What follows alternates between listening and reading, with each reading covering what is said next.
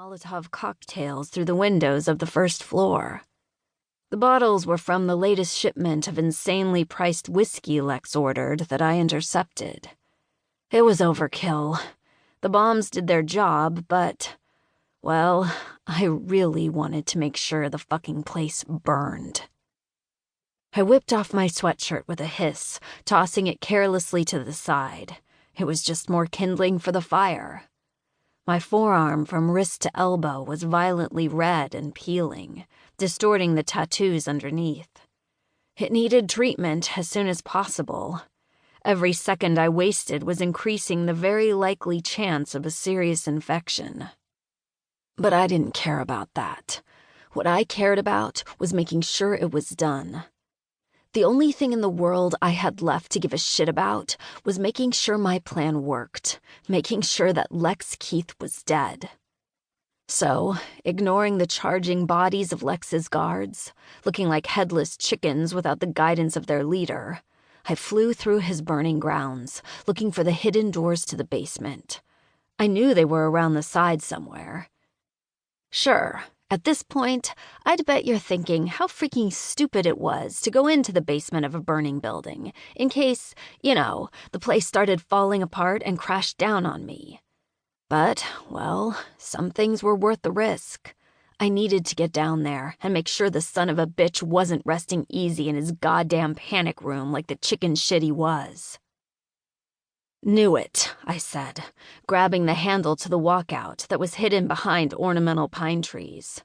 I flew down the stairs, barely even pausing to notice the blood all over the floor. I knew who it belonged to, if the busted, bleeding face Alex was sporting was anything to go by when I saw her, breaker and shooter, on my way into the grounds. They were the reason the bombs went off that night, because Lex had Shooter in his basement, using him as leverage against his best friend Breaker, so Breaker would kidnap and hold on to a hacker by the name of Alex. Problem being, Breaker didn't know Alex was a chick, and Breaker didn't fuck with chicks. So when he got his hands on her and realized what Lex's plans were, he changed allegiances quick.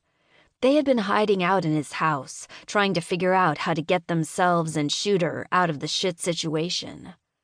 Long story short, Alex decided she needed to get away from Breaker, so he wasn't in danger because of her. I helped her do so. But before I could get her to a safer location, Lex got his paws on her. Cue Breaker, who decided to try to single-handedly get them out. Leave it to a man to go in thinking he could take on an army all by himself. He'd have gotten them all killed if I hadn't been paying attention and pushed my plans ahead. The bombs gave them the distraction they needed to get out. If they were smart, they were already on their way to Canada or Mexico. They needed to lie low and let things blow over. If I lived long enough, that was my plan too. The only difference was I could never come back to Navasink Bank once everyone found out what I did. But I couldn't think about that. I tore through the door that led to the finished side of the basement, going behind the fancy bar he had set up and flinging the bottles of alcohol onto the floor. I wasn't stupid. I knew the point of panic rooms was that they were virtually impenetrable, but there had to be a switch to open it somewhere. "God damn it!" I screamed as I threw open the last cabinet and ran my hand over the smooth surfaces inside. "Help!" My ears were ringing, and his voice was barely above a whimper, but I heard it.